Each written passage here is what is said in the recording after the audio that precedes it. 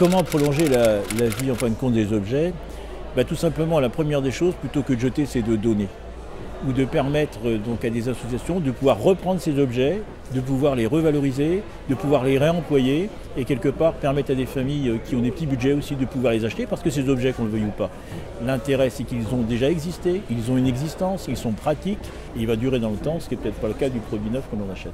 Ce qui va permettre aussi à des personnes de pouvoir travailler, par exemple pour Emmaüs, à se remettre debout, c'est de vivre du travail. Donc c'est ce réemploi qui leur permet de se mettre debout et de vivre.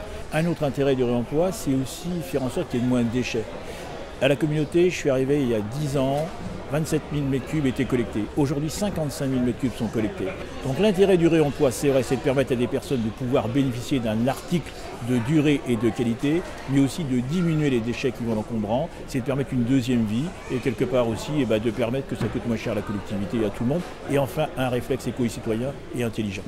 Donc Envie 35, c'est une association loi 1901 qui est également une entreprise d'insertion, donc qui emploie des salariés pendant un parcours de 2 ans maximum, anciens chômeurs, pour les aider à retrouver un emploi.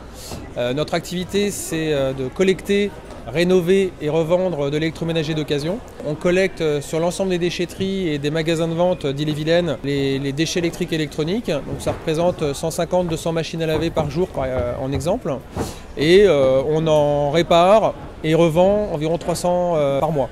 Ensuite, c'est aussi un geste environnemental. Ça évite de produire des déchets supplémentaires et en se donnant une seconde vie à des appareils qui sont parfaitement fonctionnels. Et troisièmement, c'est un geste social puisque ça permet d'employer des salariés en insertion. L'ensemble d'Envie sur Rennes, c'est 120 postes, dont 67 en insertion.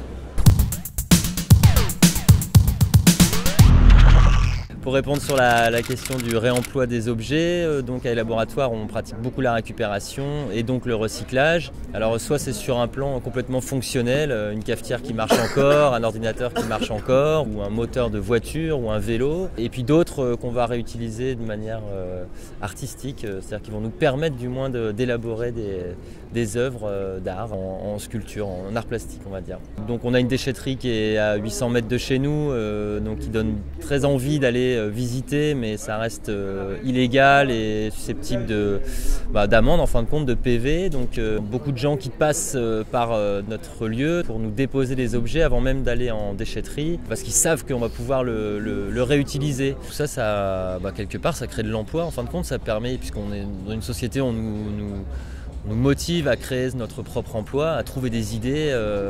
Et là voilà, le recyclage, la récupération, c'est aussi un moyen de développement économique et qu'on vit pas mal à les laboratoires, entre autres, parmi toutes les autres activités qui le permettent en tout cas.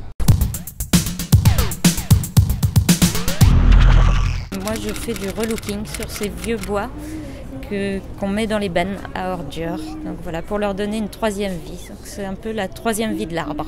Ça évite des productions, de reprendre sur des productions en masse, je ne vais pas citer les noms des grandes surfaces du bois, mais qui fabriquent du bois en composite, des meubles en composite, qui ont une durée de vie de 5 ans, 10 ans maximum.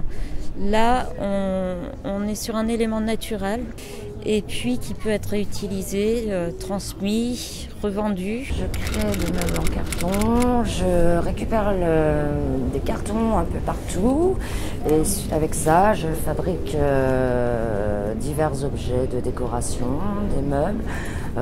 Comme quoi, le carton, il ne faut pas tout jeter par rapport au recyclage. C'est parfait, c'est une matière qui se travaille très très bien. Les gens sont de plus en plus ouverts au recyclage. Ne jetez pas tout comme ça.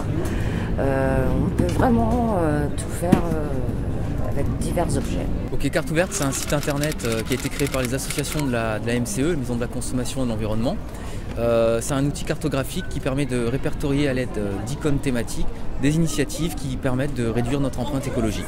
Si on veut voir les magasins pour réparer sa télé, son ordinateur, ses chaussures, ses vêtements, trouver les magasins qui vendent d'occasion des vêtements, des articles de puériculture, etc.